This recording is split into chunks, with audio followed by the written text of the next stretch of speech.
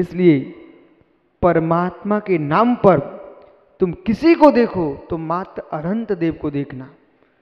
बाकी के चार गति के जीव हैं, जो जैसा उसको वैसा स्वीकार करो। चार गति के जीव हैं जो जैसे हैं उनको वैसा स्वीकार करो। ये देवगति के देव हैं, भवनवासी है, व्यंतर हैं, जोशी हैं, कल्पवासी हैं, इनको देव स्वीकार करो। इनको देव नहीं मानोगे तो तुम मिथ्या दृष्टि। इन देवों को देव नहीं मानोगे तो मिथ्या दृष्टि, और इन देवों को परमात्मा मान लोगे तो मिथ्या दृष्टि। क्या गजब है वो। देख बेटा, तेरे पिताजी तेरे सामने आ जाएं तो तू चरण छूगा कि नहीं? छुएगा। और गुरु महाराज आ जाएं, कौन से गुरु? कोई भी गुरु से मतलब? बेटा गुरु तो जगत में बहुत होते हैं, श्वेत कपड़े वाले, लाल कपड़े वाले, पीले कपड़े वाले, लोटाधारी, सोटाधारी, पीछी कमंडलधारी। अच्छा, मतलब दिगंबर मुनि, ठीक है। यदि गुरु आ जाते हैं तो आप गुरु को नमस्कार करोगे। तो गुरु को नमस्कार करते समय बेटा ये बताइए, आपने जो अपने पिता को नमस्कार किया है वो आपने जो गुरु को नमस्कार किया है, इन दोनों नमस्कारों में तुझे बराबर पुण्य मिलेगा? हाँ, तो क्या होगा? हाँ बेटा, गुरु की वंदना इस सम्यक का कारण बनेगी, और पिता का जो प्रणाम तुमने किया है वो लोक व्यवहार है। समझ गए ना? लोकाचार है। पिता की वंदना ज्येष्ठत्व के नाते तुमने की है, पर गुरु की वंदना पंचपरमेष्ठी के रूप में की है। बराबर? पिता तुम्हारा परमेष्ठी नहीं है, पिता है। ऐसे ही जगत के जितने देव हैं वे परमात्मा नहीं हैं, पर देव हैं। जो जैसा है उनको वैसा स्वीकारो, जो जैसा है वैसा स्वीकारो, उनका जैसा सम्मान है वैसा करो। लेकिन जब मोक्ष की बात करोगे तो फिर देवादेव के चरणों में आना पड़ेगा। ठीक है? ये निर्णय कौन दे रहा है? ज्ञान। इतनी व्याख्या क्यों कर रहे हैं? ज्ञान। ये कौन कह रहा है? ये ज्ञान कह रहा है। इन पर श्रद्धान ऐसा करो। चलिए, फिर आपके पिताजी सामने आए, उनको आप नमस्कार करेंगे तो क्या बोलोगे बेटा? ठीक, तू मारवाड़ी भाषा बोल रहा, ढोक देने का चलेगा, ठीक है। और चुल्लक जी आगे तो क्या बोलेगा? चुल्लक जी इच्छा में, चुल्लक जी इच्छा में। ओ माता जी आर का आ गई तो, ब्रह्मचारी भैया गए तो, ब्रह्मचारी भैया गए तो वंदना, वंदना भी नहीं।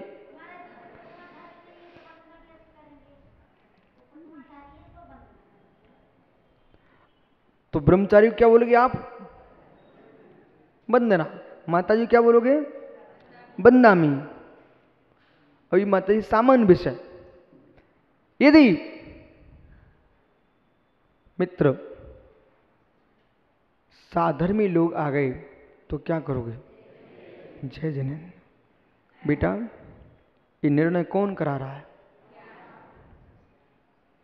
ये वंदना के पात्र हैं, ये बंदामी के पात्र हैं, ये इच्छामी के पात्र हैं, ये जय जिनेन्द्र के पात्र हैं, ये प्रणाम के पात्र। ढोक मारो, ठीक है। पिता को बेटा तूने दादा को ढोक मारी, वो सम्मान दिया है, ठीक है। ऐसे ही तुम्हारा ज्ञान निर्णय करा रहा है कि सबके ऊपर एक सी श्रद्धा नहीं करना, सबके ऊपर एक सी श्रद्धा नहीं करना। एक सी श्रद्धा कर लोगे तो विनय मिथ्यात्व में चले जाओगे। हो कितना गहरा विषय है। बेटा ये तूने पिता को प्रणाम किया है, इसे मैं मिथ्यात नहीं कहूंगा। सुनना विवेक के साथ। यदि किसी कुगुरु को नमस्कार किया तूने तो मिथ्यात में चला जाएगा।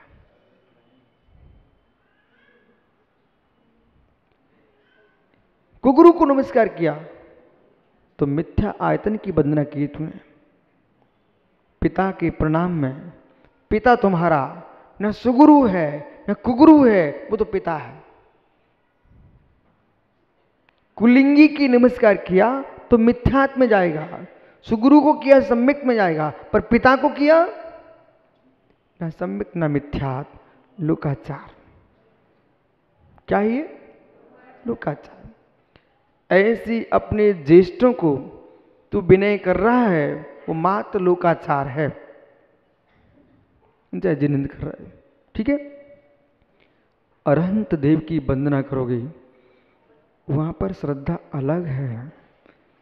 धीरे से तुम्हारा ज्ञान कहता है मित्र सुन, 18 दोषों से रहित परमात्मा, इनको नमस्ते करो। एक ज्ञान निर्णय करा रहा है। और ये दिगंबर मुनि है, पंच परमेष्ठी भगवान है, नमस्ते कर लो। कोई माता जी दिख गई, अरे भाई ये माता जी हैं, इनका पंचम गुण स्थान है, उपचार महाव्रती हैं, इनको बंदामी कर लो। नमोस्तु नहीं बोल रहे आप। छोटा सा बच्चा भी समझ रहे इस बात को, व्याख्या ना कर सके पर पीयूष श्रद्धा में अंतर आ रहा है। और जैसे ही ब्रह्मचारी को देखा, वंदना कर रहा है। माता भी कपड़ाधारी है, ये भी कपड़ाधारी है, वो भी पंचम गुण स्थान है, ये भी देशव्रती व्रती ब्रह्मचारी दी है, वो भी पंचम गुण स्थान है। पंचम गुण स्थान कह करके आरका को श्रावका नहीं कह सकते।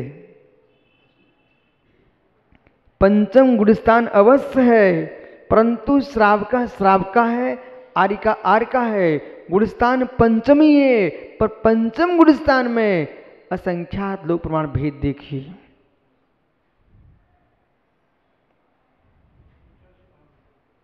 भेद करना पड़ेंगे आपको। पहली प्रतिमाधारी भी पंचम गुणस्थानवर्ती जीव होता है पीयूष, 11वीं प्रतिमाधारी पंचम गुणस्थानवर्ती जीव होता है। लेकिन वो पांचों पंचम गुणस्थान होने पर भी वह निर्णय करा रहा है ज्ञान, इनका चारित्र विशेष है। कौन निर्णय करा रहा है? ज्ञान, चारित्र विशेष है। 6वें गुणस्थानवर्ती मुनिराज भी मुनिराज है बेटा, ज्ञानियों। और 14वें गुणस्थानवर्ती जो भगवान है वे भी मुनिराज है। समझना ध्यान से। 6वें गुणस्थानवर्ती जो मुनि बैठे ना, ये भी मुनिराज हैं। अरहंत देव समोसरण में जिनकी दिव्य देशना कर रही है, वे भी मुनि ही है। मुनि है, मुनि है, ऋषि, यति, मुनि, अंगार। सुनते जाना ध्यान से। दूसरी अपेक्षा में पुलाक, बकुश, कुशील, निर्गंध, स्नातक, ये मुनियों के भेद हैं। डॉक्टर बज्ज कुमार जी मित्र, ये पांचों भेद भावलिंगियों के हैं। डॉक्टर बज्ज कुमार जी, आप डॉक्टर हो ना?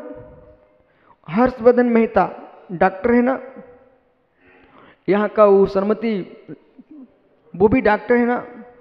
वो गंगवाल का भतीजा हो क्या, विपुल, वो भी डॉक्टर है ना?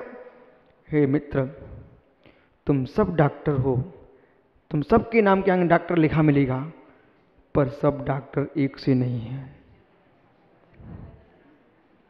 कोई शिशु विशेषज्ञ है, कोई किसी रोग विशेषज्ञ है, कोई हड्डी विशेषज्ञ है, तो कोई आयुर्वेदाचार्य है।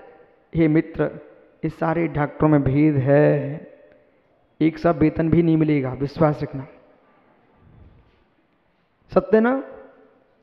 इसी प्रकार से 5 मुनि के भेद किए, पांचों मुनि ही है, पर सभी की कर्म की एनर्जी एक सी नहीं होती है, अलग अलग होती है। पूज्यता में भी अंतर आ रहा है। पूज्य एक से ही हैं, फिर भी पूज्यता में अंतर है। बालक, बेटा तेरे घर में मामा जी आए राखी के समय, वो आपकी माँ ने उनको श्रीफल दिया, वो तिलक किया, ठीक है। आपके घर में कोई पंडित जी आए, आपके पिताजी ने उनको श्रीफल दिया और लिफाफा भी दिया। आपके घर में मुनिराज का आहार हुआ, आपके माता पिता ने मिलकर के एक श्रीफल चढ़ाया, ठीक है। अब बेटा ये बताइए, मामा का श्रीफल वो भी श्रीफल ही था, पंडित जी को दिया गया श्रीफल श्रीफल ही था, और महाराज को चढ़ाया श्रीफल श्रीफल ही था, पर सबका फल एक सा होगा क्या? वाह, कितना विद्वान बच्चा है, सही कह रहा है ये। देखो वकील साहब, पता नहीं इन बच्चों में कितने भविष्य के मुनि बैठे खड़े हैं। अपना काम है खेत में पानी डाल जाना, बीज फेंक देना, समय पर यही अंकुरण होगा। पिछले वर्ष इंदौर में चौमासा हुआ था, पानी डाल के आए थे, एक पौधा उग के आ गया है, देखो।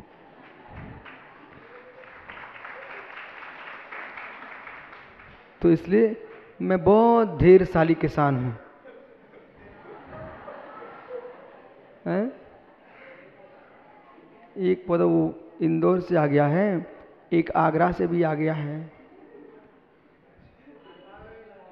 आगरा में भी लगाया था, पागलों के गांव से भी एक ज्ञानी आ गया है। आइए मित्र सुनो, विषय क्या था? तो मतलब बेटा सुन, ये निर्णय कौन कर रहा है? मुझे ये बताना है पूरे विषय में कि चारों ओर से घूमो आप, संपूर्ण तत्व का निर्णायक ज्ञान होता है।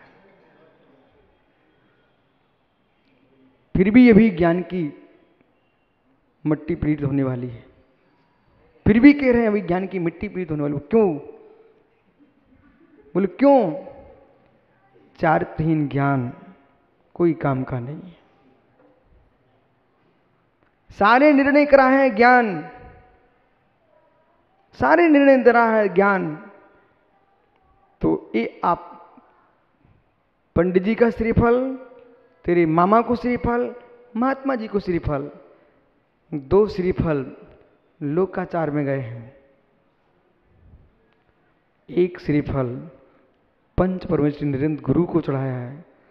उन दो को जब दे रहे थे तब ये किसी ने नहीं कहा था मोक्ष फल प्राप्त है, फलम न प्राप्ति स्वा। पर निर्गंत गुरु को जब चढ़ाया था तो बेटा क्या बोला था? मोक्ष फल प्राप्त है, फलम न प्राप्ति स्वा। अब यहां विषय पकड़ना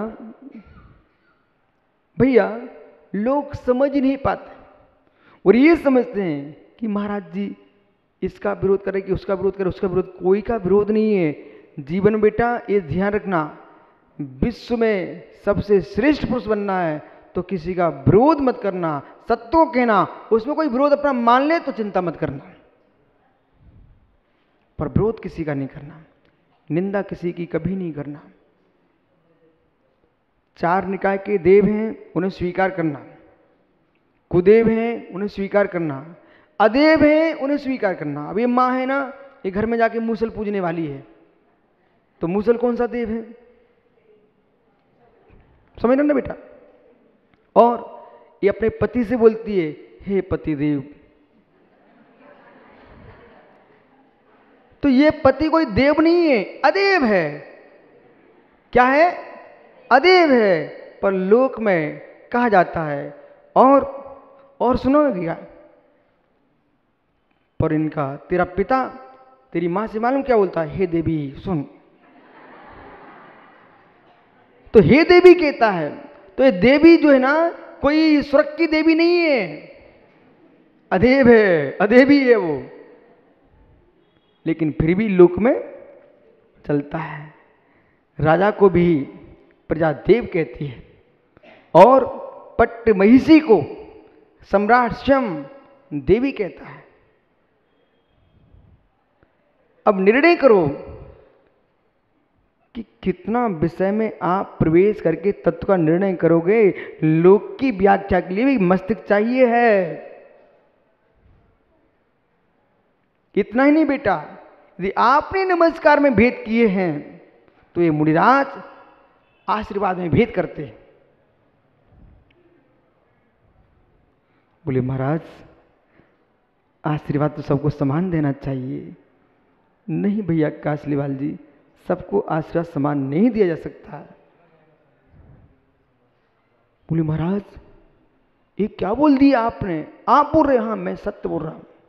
अभी आप भी कहोगे बिल्कुल सही कहा महाराज जी। क्या नाम बोला था भैया आपने? मनोज। मनोज। मनोज भाई, हे मित्र, एक सा आशीर्वाद कैसे दिया जा सकता है? एक बालक खड़ा हुआ है, ठीक है ना? एक वो बालक है, बेटा खड़े होना। एक ए है, ये मोक्ष मार्ग की ओर जा रहा है, ठीक है? इन दोनों को एक सा आशीर्वाद कैसे दिया जा सकता है? अब थोड़ा ठहर जाइए। यदि सबको एक सा आशीर्वाद दे दिया तो मिथ्या की पुष्टि हो जाएगी। हैं? अभी तो यही सुना था एक सा आशीर्वाद। हाँ, आशीर्वाद सबको दिया जाता है मुनियों के द्वारा, वो एक सा होता है, पर भावों में एकत्व तो नहीं होता है। कैसा होगा? ज्ञान निर्णय कराएगा। जब तुम्हारे नमस्कार ने के लिए ज्ञान ने निर्णय किया है, हमारे आशीर्वाद को भी ज्ञान निर्णय कराएगा। अभी बेटा देख आनंद आने वाला है। क्यों स्वात्म भाई, दीक्षा के प्रणामी है क्या आपके?